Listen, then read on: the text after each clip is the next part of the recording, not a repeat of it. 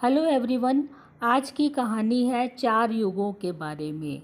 सतयुग, त्रेता युग, द्वापर युग और कलयुग। एक बार ये चारों भाई एक साथ बैठे हुए थे और आपस में वार्तालाप कर रहे थे। तभी वार्तालाप करते करते चारों भाइयों में सतयुग ने कहा कि मैं सबसे सर्वश्रेष्ठ और सबसे बड़ा हूँ। तुम तीनों मेरा मुकाबला नहीं कर सकते। जब सतयुग ने अपने आप को सर्वश्रेष्ठ बोला तो द्वापर युग खड़ा हो गया। उसने कहा नहीं, मैं सबसे श्रेष्ठ हूँ। इसी तरह से त्रेता युग और कलयुग ने अपने आप को सबसे बड़ा और श्रेष्ठ बोलना शुरू किया और चारों युगों में आपस में लड़ाई शुरू हो गई। इस तरह से चारों आपस में लड़ने लगे और किसी फैसले पर नहीं पहुंच पाए। तभी उन्होंने ये निश्चय किया कि हम भगवान शंकर के पास जाकर इस समस्या को रखेंगे और भगवान शंकर ही इस बात का निर्णय करेंगे कि हम सब में से सबसे बड़ा और सर्वश्रेष्ठ कौन है। तो चारों भाई मिलकर भगवान शंकर के पास कैलाश पर्वत पर पहुँचे। भगवान शंकर ने चारों भाइयों का स्वागत किया और उनके आने का कारण पूछा। तब चारों भाइयों ने अपनी समस्या भगवान शंकर के समक्ष रखी। भगवान शंकर ने कहा कि तुम तो स्वयं काल चक्र हो, तुम समय हो, तुम्हारे सामने इस तरह की क्या समस्या खड़ी हो गई। तब चारों भाइयों ने कहा कि हम यह जानना चाहते हैं कि हम चारों में से सबसे बड़ा और सर्वश्रेष्ठ कौन है। हम चारों ने आपस में इस बात पर बहुत वाद विवाद किया, लेकिन इसका फैसला नहीं कर पाए। इसलिए हम चाहते हैं कि आप ही इस बात का फैसला कीजिए कि हम चारों में सबसे सर्वश्रेष्ठ और सबसे बड़ा कौन है। तब भगवान शंकर ने कहा कि ठीक है, तुम सब एक एक करके अपने बारे में जो कहना चाहते हो कहो, अपनी उपलब्धियां मुझे गिनाओ, तभी मैं फैसला कर पाऊंगा कि तुम चारों में से सबसे सर्वश्रेष्ठ और सबसे बड़ा कौन है। यह कहते हुए भगवान शंकर ने सतयुग से कहा, सतयुग, सर्वप्रथम तुम बताओ, तुम अपने आप को सबसे बड़ा और सर्वश्रेष्ठ किस आधार पर बोल रहे हो। तब सतयुग ने कहा, भगवान, मेरी आयु चारों युगों में सबसे बड़ी है। मेरी आयु 17 लाख वर्ष की है। इस आधार पर मैं सबसे बड़ा और सर्वश्रेष्ठ हूँ। सतयुग की इस बात को सुनकर कलयुग ने भगवान शंकर से कहा, मैंने तो सुना है कि व्यक्ति आयु से नहीं अपितु अपने गुणों से बड़ा होता है। आयु किसी भी आधार पर व्यक्ति को सर्वश्रेष्ठ या बड़ा होने का प्रमाण नहीं देती। तब भगवान शंकर ने कलयुग की बात को मान लिया और सतयुग से इस बारे में बोलने के लिए कहा। तब सतयुग ने कहा, ठीक है, मेरी आयु 17 लाख वर्ष है, लेकिन इसके साथ ही मेरे समय में बड़े बड़े पराक्रमी और बलवान लोगों ने जन्म लिया। मेरे ही काल में श्री विष्णु भगवान ने कई अवतार लिए। नरसिंह अवतार, वराह अवतार, मत्स्य अवतार सब मेरे ही काल में हुए। तो मेरी आयु बड़े होने के साथ साथ मुझ में ये गुण भी हैं कि मेरे युग में इतने पराक्रमी और बलवान लोगों ने अवतार लिया। इसलिए मैं अपने आप को सबसे बड़ा और सर्वश्रेष्ठ मानता हूँ।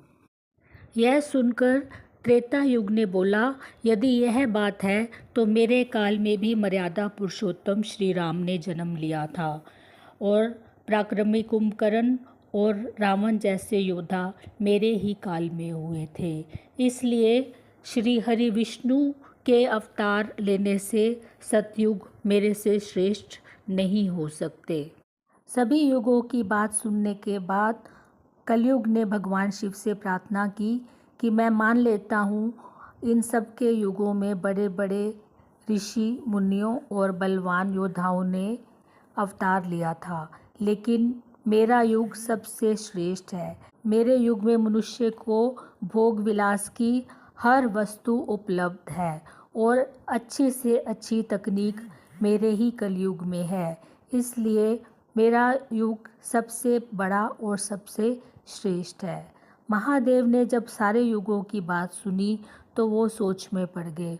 उनको कुछ समझ नहीं आ रहा था कि सबसे सर्वश्रेष्ठ और सबसे बड़ा युग कौन सा है। भगवान शंकर भी असमंजस में पड़ गए और कोई फैसला नहीं ले पा रहे थे। तभी सभी देवताओं ने भगवान शंकर से कहा कि ये फैसला तो आपको करना ही पड़ेगा। यदि आप ये फैसला नहीं करेंगे तो चारों युग आपस में लड़ते रहेंगे और काल चक्र रुक जाएगा। तब भगवान शंकर ने कहा ठीक है, मैं इसका फैसला ज़रूर करूँगा।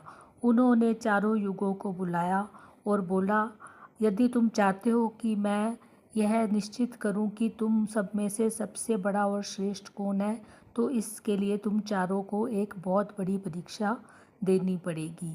तब चारों युगों ने कहा हम परीक्षा देने के लिए तैयार हैं।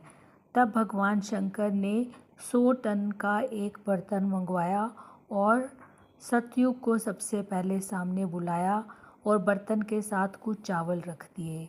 भगवान शंकर ने सतयुग से कहा कि तुम अपने युग का कोई भी व्यक्ति बुलाकर लाओ जो कि इस बर्तन में चावल को बनाए और मेरे 500 गण यहाँ पर बैठकर भोजन करेंगे, लेकिन व्यक्ति तुम्हारे ही युग का होना चाहिए।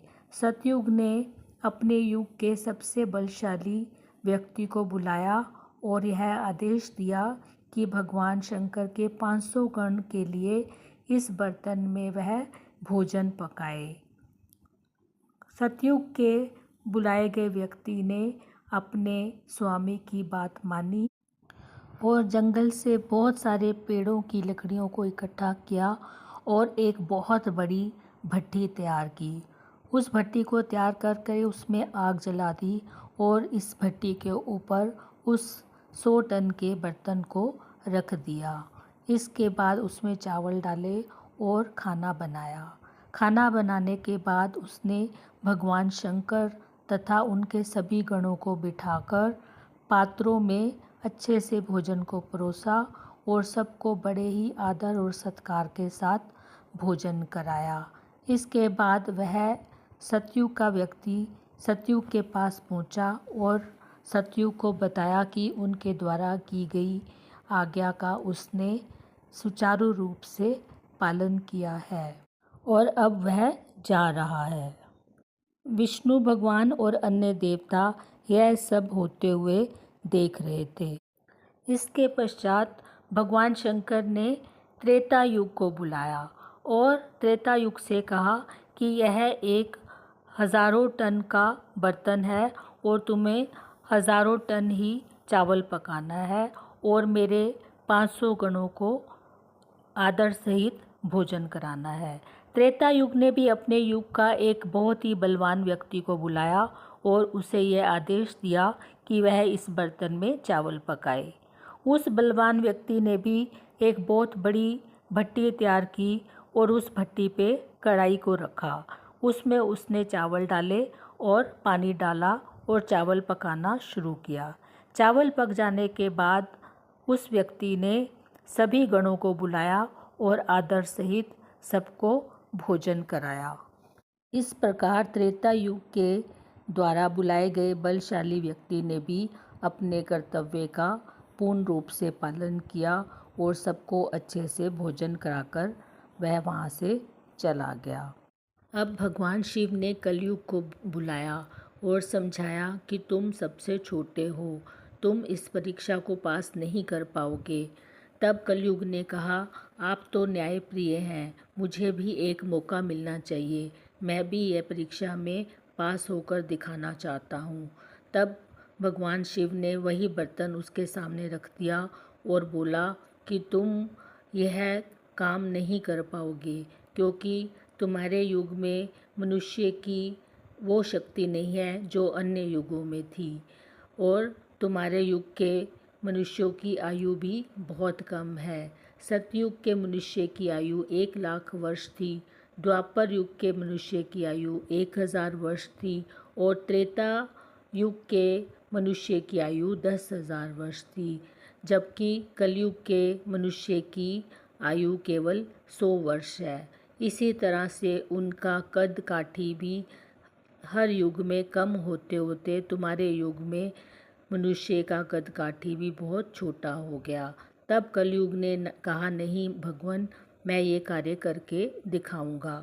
तब भगवान ने उसे आदेश दिया और कलयुग ने अपने युग के एक मनुष्य को बुलाया जिसकी लंबाई मात्र 5 फुट थी।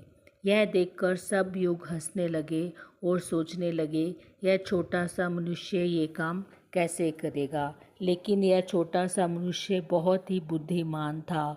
उसने कढ़ाई को हिलाया ही नहीं, अपितु उसके नीचे मिट्टी खोदनी शुरू कर दी और कटी कटाई लकड़ी लाया और उस खोदे हुए जगह पर उसने लकड़ियां डाली और आग जला दी।